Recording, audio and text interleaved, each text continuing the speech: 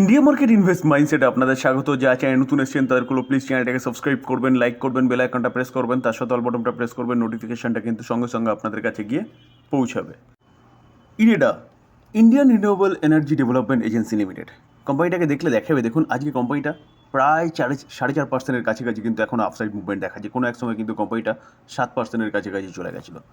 দেখুন যেখানে কোম্পানিটা ওপেন হয়েছে সেখান থেকে কিন্তু ভালো একটা মুভমেন্ট দেখিয়েছে। তো স্যার কী এমন হলো যেখানে কোম্পানিটা কিন্তু এতটা ভালো মুভমেন্ট দেখাচ্ছে? তো স্যার নিউজে যাওয়ার আগে আমরা যারা নতুন এসছি এই চ্যানেলে বা যারা এখনও জানি না যে কোম্পানিটা কাজ কী করে, তাদের জন্য ছোট্ট করে বলে রাখি। দেখুন এই যে কোম্পানিটা হচ্ছে একটা এনবিএফসি কোম্পানি এবং কোম্পানিটা পিএসইউ কোম্পানি, যেখানে এই কোম্পানিটার কাজ হচ্ছে রিনিউয়েবল সেক্টরে ফাইন্যান্স প্রোভাইড করা। তো স্যার এই কোম্পানিটা কিন্তু এখন তার বিজনেসটাকে আরও ডেভেলপ করেছে। কীরকম? যে কোম্পানিটা এমএসএমই সেগমেন্টে এবং রিটেল সেগমেন্টেও কিন্তু ফাইন্যান্স প্রোভাইড করছে, যেখানে কুসুম যোজনা বলুন, তার পাশাপাশি হর ঘর মুফত বিজলি যোজনা যেটা, সেখানেও কিন্তু কোম্পানিটা ফাইন্যান্স প্রোভাইড করছে। তো বিজনেসটা বেশ ওয়েল ডাইভার্সিফাইড হয়েছে। তো আজকে এতটা দৌড়ানোর পিছনে কারণ কি? চলুন সেটা আগে দেখে নিই। দেখুন স্যার, এই যে কোম্পানিটা ইরেডা আজকে এতটা ভালো জাম্প করার পিছনে কারণ হচ্ছে মেমোরেন্ডাম অফ আন্ডারস্ট্যান্ডিং সাইন করেছে কার সাথে? উইথ এসডিবিএন এবং জিএমআর এনার্জির সাথে। ফর কত? 900 মেগাওয়াট হাইড্রো প্রজেক্ট, অর্থাৎ হাইড্রো পাওয়ার প্রজেক্ট। কোথায়? নেপালে। তো স্যার এটা কিন্তু একটা ফাটাফাটি নিউজ, যেখানে ইরেডা এখন শুধু দেশের মধ্যে নয় বিদেশেও কিন্তু এখন ফান্ড প্রোভাইড করছে, যেটা আমরা ইরেডার যে ম্যানেজিং ডাইরেক্টর তার কাছে কিন্তু এটা শুনতে পেরেছিলাম যে আস্তে আস্তে কোম্পানি কিন্তু বিদেশেও থাবা বসাচ্ছে রিনিউয়েবল সেগমেন্টে ফাইন্যান্স প্রোভাইড করার জন্য। স্যার এই যে নিউজটা আলোচনা করছি এটা কিন্তু আজকেরই নিউজ, 10ই সেপ্টেম্বর মর্নিংয়ে 10:17 পাওয়া গেছে। স্যার নেপালের এটা কিসের? কারনালি হাইড্রো ইলেকট্রিক প্রজেক্ট, 900 মেগাওয়াটের। এই আর্টিকেল দেখলে বোঝা যাবে যে this collaboration aims to enhance regional energy security through the development of renewable energy infrastructure, the company said তার স্টেটমেন্টে। স্যার এই যে মৌটা স্বাক্ষর হয়েছে না, ইরেডা বলুন, এসডিবিএন বলুন বা জিএমআর এনার্জি বলুন, এটা কিন্তু অ্যাপ্রক্সিমেট কত? 9,100 করোড়ের।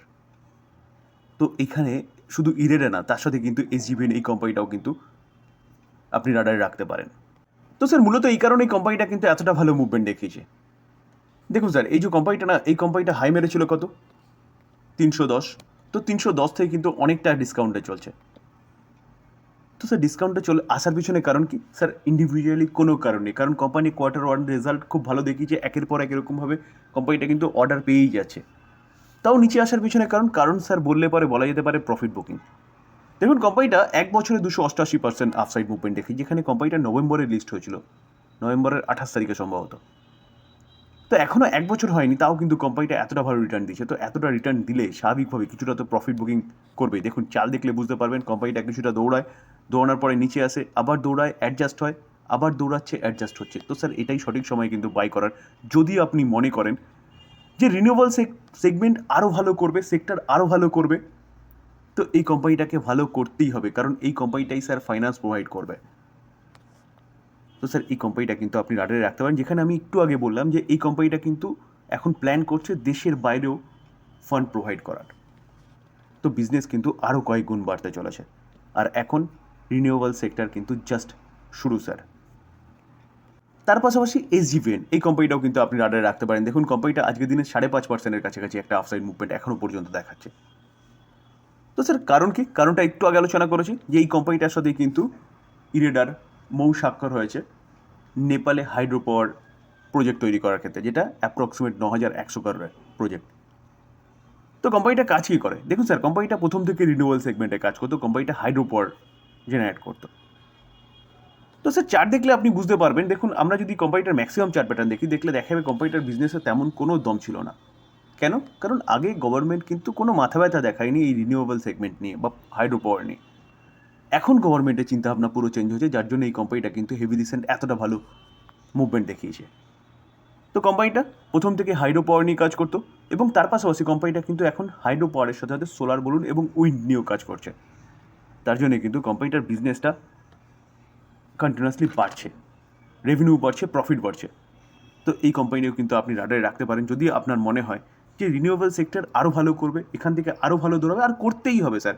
কারণ কারণ গভর্নমেন্ট 2030-এর মধ্যে 500 গিগাওয়াট লক্ষ্যমাত্রায় রেখেছে, এবং তার পাশাপাশি 2050-এর মধ্যে 50%, 2070-এর মধ্যে 100%, অর্থাৎ জিরো কার্বন এর কথা বলছে। তো এই কোম্পানিগুলোকে কিন্তু কাজ করতেই হবে। তো সেই জায়গায় দাঁড়িয়ে স্যার শুধু বাই করে হোল্ড করতে হবে আর ধৈর্য সহকারে ধরে রাখতে হবে। কারণ এরকম ঝড়ঝাপটা অনেক হবে যে কোম্পানি হয়তো কিছুটা নিচে নামবে, 20%, 15% কারেকশন হবে। যদি আপনি সেল করে দেন তাহলে বোকামো করবেন। স্যার ডিসক্লেমার দিয়ে রাখি, কোনো বাই সেল রেকমেন্ডেশন দেয়নি। আমি কোম্পানির সম্বন্ধে নিউজ পাওয়া যাচ্ছে সেটা আলোচনা করলাম, তার পাশাপাশি আমি আমার ওপিনিয়নটা জানালাম মাত্র। বাই করবেন, সেল করবেন নিজের ডিসিশনে, নিজে ফার্দার অ্যানালাইসিস করবেন, বা আপনি আপনার ফাইন্যান্সিয়াল অ্যাডভাইজারের সাথে কথা বলে নিয়ে তারপরে করবেন।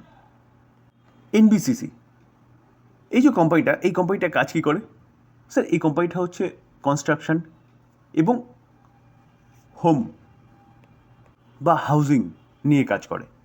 দেখুন আজকের দিনে দেখলে দেখা যাবে কোম্পানিটা 3.5%-এর কাছাকাছি একটা আপসাইড মুভমেন্ট দেখাচ্ছে। তো স্যার এই কোম্পানিটাকে নিয়ে কিন্তু একটা ফাটাফাটি নিউজ পাওয়া যাচ্ছে, যেখানে এই কোম্পানিটার বিজনেস কিন্তু কয়েক গুণ বাড়তে চলেছে। স্যার আমরা যদি কোম্পানিটার লাস্ট 6 মাসে রিটার্ন দেখলে দেখা যাবে, দেখুন 54% রিটার্ন দিচ্ছে। আমরা যদি লাস্ট 1 বছর রিটার্ন দেখলে দেখা যাবে প্রায় 200%-এর কাছাকাছি কোম্পানিটা কিন্তু তার রিটার্ন বানিয়ে দিয়েছে। কেন?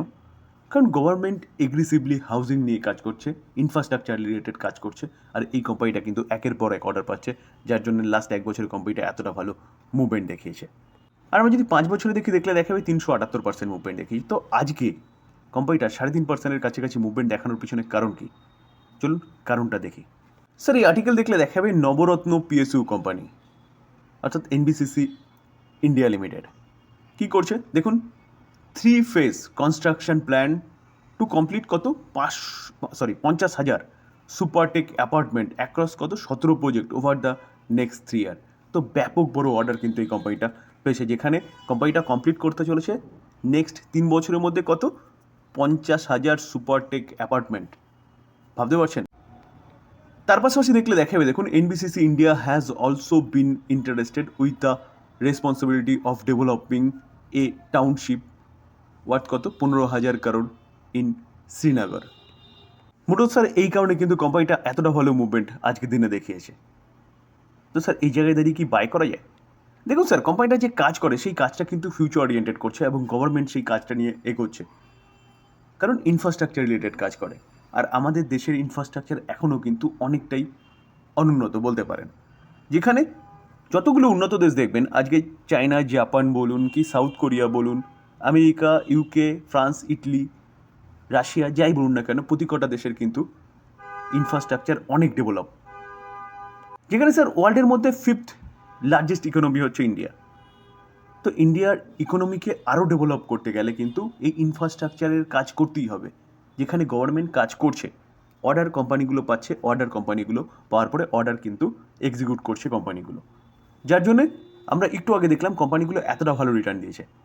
তো এই জায়গায় দাঁড়িয়ে যে অর্ডারটা কোম্পানিটা পেয়েছে, যে 50,000 সুপারটেক অ্যাপার্টমেন্ট, তো এই কোম্পানি কিন্তু নেক্সট 3 বছরের মধ্যে, তো ব্যাপক বড় অর্ডার, এই কোম্পানি কিন্তু অনেক দূর পর্যন্ত যেতে পারে। তো এই কোম্পানি আপনি রাডারে রাখতে পারেন লং টার্ম ইনভেস্টমেন্টের জন্য। দেখুন স্যার আবারও ডিসক্লেমার দিয়ে রাখি, কোনো বাইসেল রেকমেন্ডেশন নয়, কোম্পানির সম্বন্ধে নিউজ পাওয়া যাচ্ছে, সেই নিউজটা নিয়ে আলোচনা করলাম, টোটালি লার্নিং পারপাস। বাই করবেন কি করবেন না টোটালি নিজের ইচ্ছা, বা আপনি নিজে অ্যানালাইসিস করবেন, বা আপনি আপনার ফাইন্যান্সিয়াল অ্যাডভাইজারের সাথে কথা বলে নেবেন। আলোচনা এই পর্যন্ত। যদি আলোচনা ভালো লাগে বা ইনফরমেটিভ লাগে, তাহলে যারা চ্যানেল নতুন এসেছেন তাদের হলো প্লিজ চ্যানেলটাকে সাবস্ক্রাইব করবেন, লাইক করবেন, বেল আইকনটা প্রেস করবেন, তার সাথে অল বাটনটা প্রেস করবেন, নোটিফিকেশনটা কিন্তু সঙ্গে সঙ্গে আপনাদের কাছে গিয়ে পৌঁছাবে। থ্যাংক ইউ, ভালো থাকবেন।